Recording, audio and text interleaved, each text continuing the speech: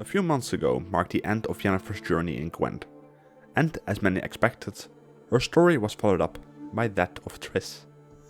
And so over the last 3 months we've been receiving bits and pieces of her life, going through the events of her youth and how she became the Triss we know in the games. But first, before we go over the events we get to see in her journey, a quick explanation of what journeys are for those who don't follow or play the standalone Witcher card game. Journeys in Gwent are kind of similar to the concept of battle passes found in most online games nowadays. By completing objectives and other activities in game, you can earn points, which in turn, if you have the premium pass, will give you all kinds of different trinkets, avatars and leader skins and more in Gwent. But that is not what I like to focus on right now. For me, the most interesting part is the story the journey tells, which is done in a format that releases one new image a week for as long as the journey lasts. The journeys used to be in a text format, a clear telling of a story, but during the 4th one, which was focused on Yennefer, they changed the way they would tell the story and now use images with text written on them in the Witcher alphabet to talk about events from pasts of a character. In the case of Yennefer, the journey was told by Nimue, a sorceress from the future, and in the case of Triss, the journey is told by Condviramur's Tilly, an neuromancer, also from the future, who worked some time together with Nimue to study the legends of Geralt and Ciri. And so, with that out of the way, let's start at the beginning of the journey, with the first image of Triss being born.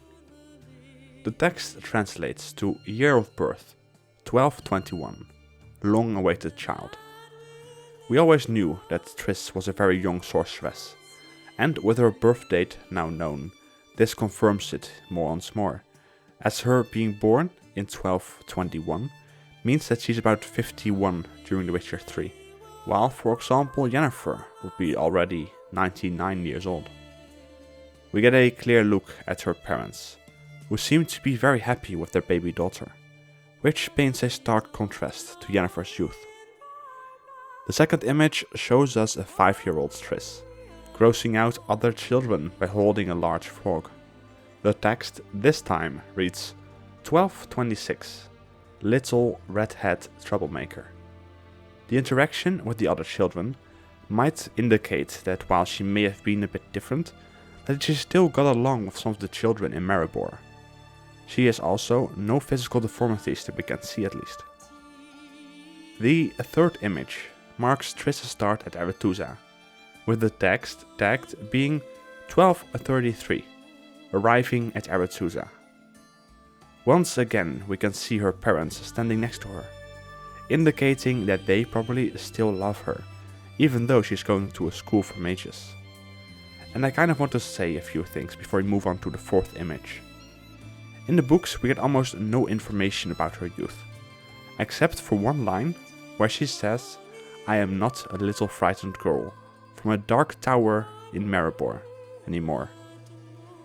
In the Gwent journey, they seem to skip right over this part of her life, making me wonder if they just decided to ignore this one line, or if they just skipped over it. The fourth image shows us how Triss is using her magic to heal a wounded squirrel, showing her more compassionate side. The text simply reads 1235, skilled healer. The fifth image shows us Triss as now an adult woman. At the age of 20, after having just graduated from Aretuza, she became Foltest's new advisor. As this is the first time we see her after Aretuza, it can be noticed that she didn't change a lot compared to her younger self when it comes to changes in her body. The most notable thing that was fixed about her seems to be the gap between her two front teeth. I also want to say that the text from this image seems to be in part missing, as it translates to 1241, King's New. Presumably the word advisor is missing, and I'm not sure if this is intentional or not, as we can see a few faded letters at the bottom. However, they are not readable, and even if we try to, it seems to be just nonsense and background decoration. The sixth image shows us Triss, as he is spying on Geralt while he is talking to Foltest about his daughter, Ada, who was a Striga at the time. This presumably was the first time Triss ever saw a Witcher, and the text is quite simple, as it reads 1243. A Witcher comes. Also, I wanted again to point out that CDPR seems like they can't make up their mind about Geralt's scar, as while they say he got it after the books in some dialogue in The Witcher 3 with Ciri, he keeps appearing in images of his past with said scar. And it is not like the depiction of him every time has a scar. There have been images of Geralt from during the book times from CDPR that show Geralt without the scar. But enough talk about Geralt. Back to Triss. The 7th image marks one of the most important moments in all of Triss's life, as it depicts the monument that was in honor of the 14, or actually 13, sorcerers who died at the Battle of Sodden. Triss was thought to have died, but she in fact, as we all know, survived and earned the nickname 14th of the Hill. This nickname is also what the text on the bottom of the image translates to. As something extra, I decided to translate the gravestone as well.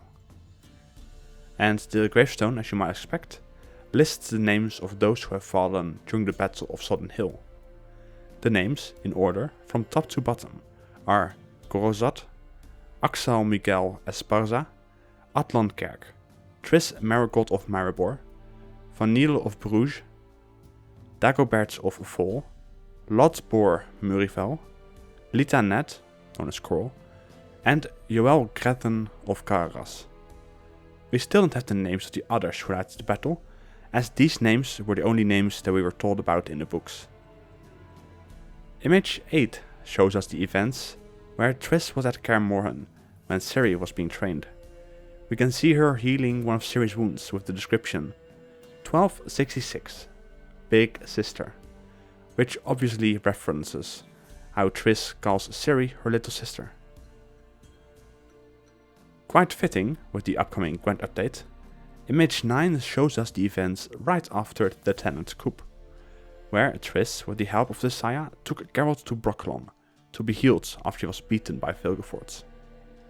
The text once again is pretty straightforward, with it translating to 1267, after the Tenant coup.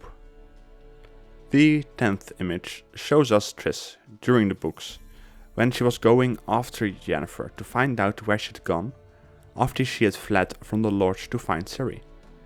Triss followed her traces to Skellige, where she would talk with Krach about where Yennefer had gone. The text for this image is 1268, searching for a lost friend.